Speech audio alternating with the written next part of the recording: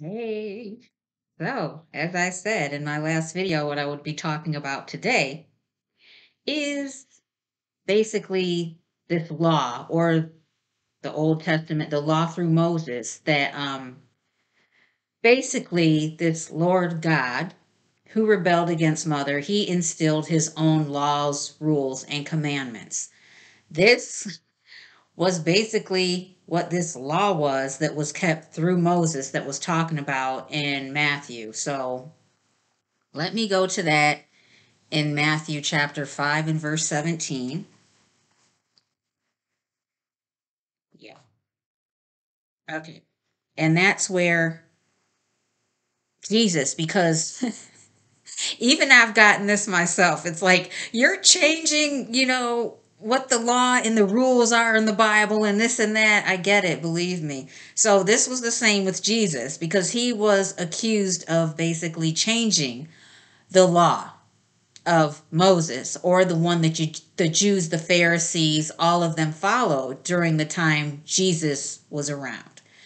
So what he said is in Matthew chapter 5:17, do not think that I came to abolish the law or the prophets. I have not come to abolish them, but to fulfill them. For truly I say to you, until heaven and earth pass away, which means never, because they will always be, not an iota, not a dot, will pass from the law until all is accomplished. Now, he was saying he didn't come to abolish the law or the prophets. Now, he knew the original law and also those original prophets who did stand for the original law. This is what he was talking about here. So he was saying, no, I didn't come to abolish that. That always existed, just like the earth and the heavens. It's not going anywhere. So that's what he meant by this. So he didn't come to destroy it. He actually came to fulfill it because he came from the true God. He knew what the law was from the very beginning. And he was coming to fulfill it because he comes from a God of love. He could actually be an example of that law or love. Okay, hopefully that's clear. Now, also, John 13 and verse 34.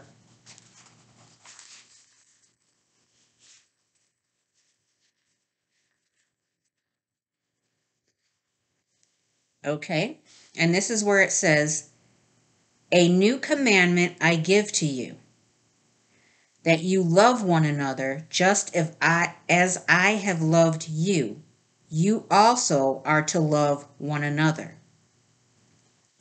So this commandment was not new to Jesus, but it was new to those who were used to following these old laws and commandments that were passed down through basically tradition and custom and their very own family passing these customs and traditions down. So that's what he was saying, that new commandment. Okay, now we're going to go to 1 John chapter 2, 7 through 10.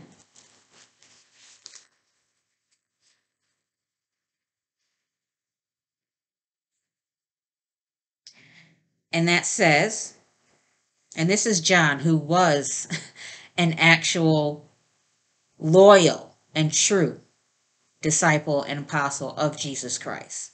Did not get swayed or bribed or go after his own prominence and position, pride, all of that. He just stayed true to Jesus's teachings. It says, beloved, I'm writing you no new commandment, but an old commandment that you had from the beginning. The old commandment is the word you have heard. At the same time, it is a new commandment that I am writing to you, which is true in him and in you, because the darkness is passing away and the true light is already shining. Now remember, light is truth. The darkness actually came from these rules and laws that were just very rigid and hard for people to follow. Whoever says he is in the light and hates his brother is still in darkness. So once again, if you say you have this truth or this light, and once again, it's love. Love is always the truth. And you hate your brother, you are not in the light. You are not in love. Whoever loves his brother, this is verse 10, whoever loves his brother abides in the light, and in him there is no cause for stumbling. But whoever hates his brother is in the darkness and walks in the darkness and does not know where he is going because the darkness has blinded his eyes. So once again, it talks about this commandment which you had from the beginning. The beginning as in, yes, not just millions, but billions of years ago. So this is what Jesus, on behalf of the true God who is love, came to teach humanity. Now, there are examples where Jesus actually referred to the old law, where the actual written law says one thing, but when you apply love to it, it goes far beyond just what's written. And that is the power of true love. And once a person understands love, those laws are no longer needed, because you can say to yourself, like for instance, do not murder, but still harbor hatred and resentment in your heart for another individual.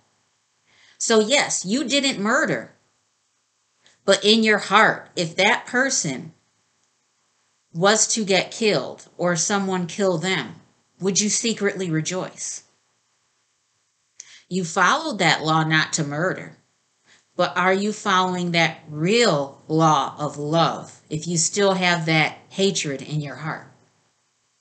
There's many examples that Jesus mentioned in Matthew chapter 5, verses 17 through 48, where he referred to that law of Moses, but also how love would overshadow those actual rules, where you did not need the rule if you applied that law of love.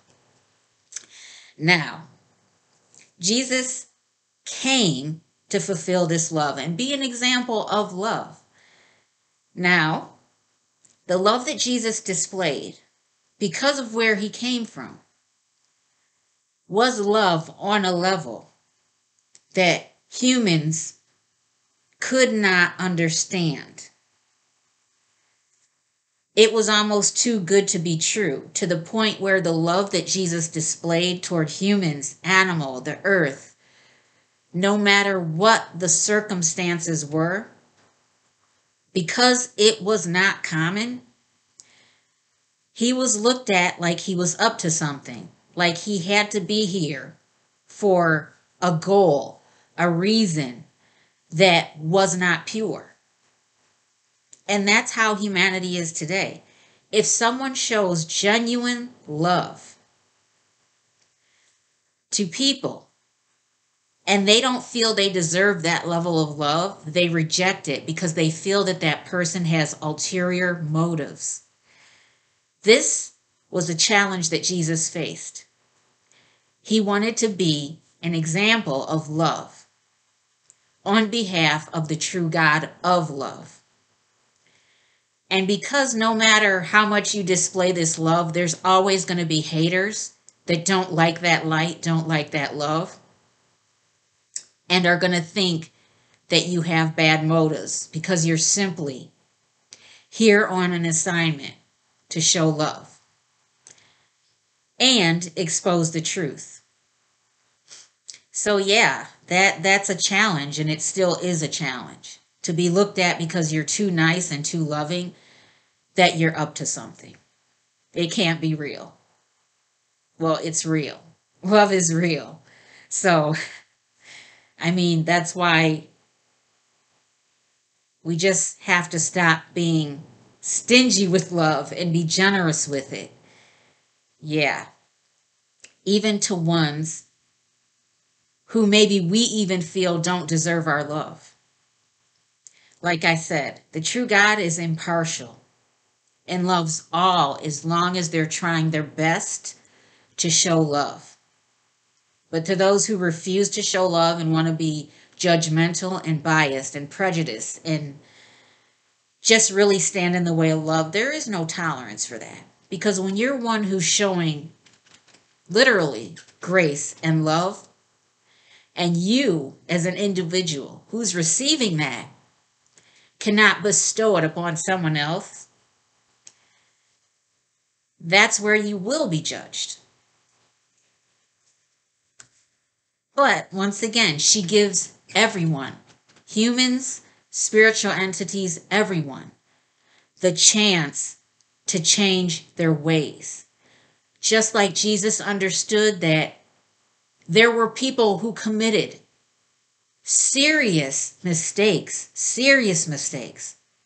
but they were no longer that same person. They had changed course based on love.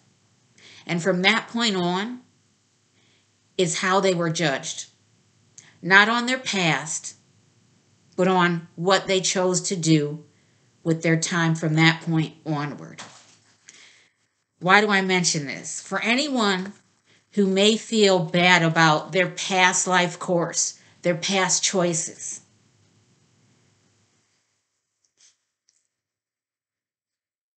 God has not condemned you for something that you no longer are. So don't condemn yourself. Forgive yourself. Make room for love in your heart instead of holding on to guilt and shame. If you're not that person anymore, let it go. Don't let those things of the past define who you are in the here and now. Okay? All right. That's it for today. I hope you have a good day. And I love you all. I wish I could just, like I always say, meet you face to face and in person just to chat. I mean, I would love that.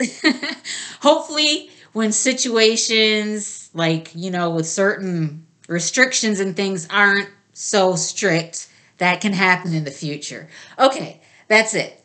Take care, everyone. Bye.